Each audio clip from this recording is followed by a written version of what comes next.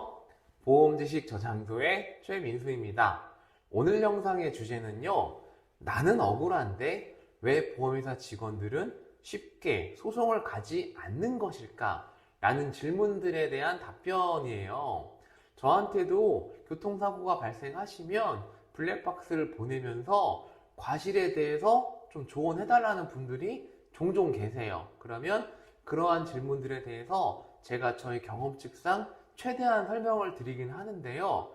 그 설명을 듣고 납득하시는 분들도 계시지만 이미 다른 누군가에게 무과실 판정이 가능하다라고 조언을 들으신 분들은 절대로 말을 듣지 않습니다.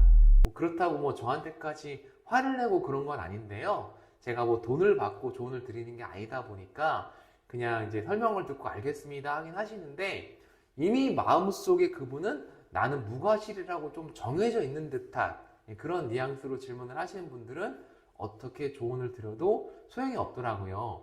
그래서 제가 오늘 이런 주제를 만들었고요. 이 소송이라는 주제를 설명하기 전에 앞서서 여러분들이 교통사고가 발생을 하고 과실이 도저히 납득이 안 될 때 보험회사 직원한테 이런 안내를 한번 들으셨을 거예요. 고객님, 정이 그러시면 저희가 이 사건을 분쟁심의위원회에 상정해서 결과를 기다려 보도록 하겠습니다. 이렇게 얘기를 들으셨을 건데요.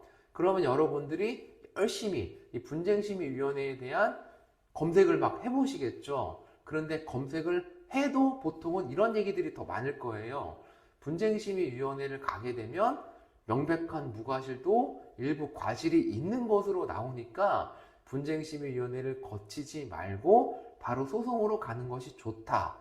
이런 내용들이 조금 더 많을 거예요. 그러면 여러분들은 보험회사 직원한테 다시 반발을 하겠죠.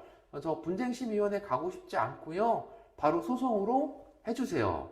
자, 그런데 보험회사 직원 입장에서는 굉장히 여러 가지 문제가 있습니다.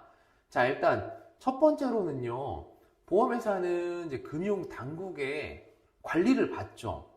보험회사 입장에서는 소송을 너무 남발을 하게 되면 그런 부분에 대해서 페널티라고 하긴 좀 그렇지만 지시가 좀 내려온다고 봐야 돼요. 소송 너무 남발하지 말아라. 이런 부분들도 좀 있고요.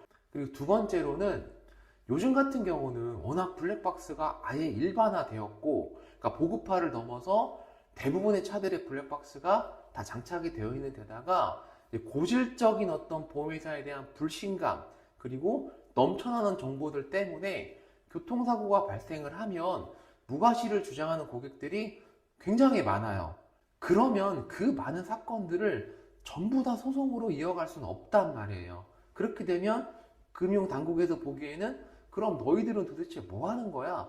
이렇게 이제 얘기가 되기 때문에 보험회사 직원들 입장에서는 소송을 가기 위해서는 분명한 명분이 필요하다. 그러면 그 분명한 명분에는 무엇이 있을까요? 우리 고객이 원하니까? 그건 절대 아니고요. 고객이 원하는 것도 물론 필요하겠지만 담당자가 봤을 때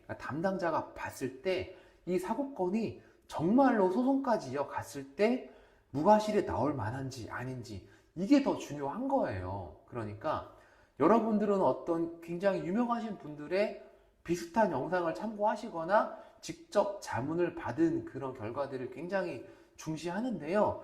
근데 여기 보험회사 직원도 사건을 굉장히 많이 처리해봤고 소송의 경험까지도 알고 있고요. 그리고 또 보험회사에는 소송 전담하는 부서가 또 따로 있단 말이에요. 그쪽에 이제 자문을 해보겠죠. 우리 고객이 이거 무과실 주장하는데 어떻게 보시느냐. 그런데 아니라고 판단이 되는 경우들이 좀 있어요. 솔직히 되게 많은데 그럼에도 불구하고 고객이 너무 억울하다고 나는 끝까지 소송을 해달라고 하면은 보험회사 직원이 그 요구를 들어주기 쉬울까요? 어려울까요?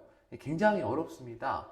자, 그리고 이 분쟁심의위원회라는 기관에 대한 어떤 약간 불신 이런 부분들이 좀 깊숙이 자리 잡고 계시는데 여러분들이 봐도 무과실 사고가 맞고 그리고 보험회사 담당 직원이 봐도 명백한 무과실 사고가 맞다라고 판단이 되면 그런 경우는 분쟁심의위원회에 상정하는 것에 대해서 너무 걱정을 하실 필요는 전 없다고 봐요. 그럼에도 불구하고 여러분들이 도저히 나는 분쟁심의위원회에 가는 것이 마음에 들지 않는다 하는 경우는요, 여러분들이 직접 소송을 제기하는 방법이 있어요. 그러면 여러분 생각보다 소송을 제기하고 법원에 왔다 갔다 하는 거 쉽지가 않아요. 그리고 저는 마지막으로 좀 이런 말씀을 드리고 싶어요. 여러분들이 무과실이라 주장하는 그 사고가 분쟁심의위원회에 가서 무과실이 안 나올 것 같다라고 생각이 들으셨다면 소송이라고 과연 그 결과가 다를까요? 저는 오늘 이 말씀을 끝으로 드리고 영상을 마치도록 하겠습니다. 자, 오늘 영상의 내용은 여기까지입니다. 다음번에는 조금 더 유익하고 좋은 영상으로 찾아뵙도록 하겠습니다. 시청해 주셔서 대단히 감사합니다.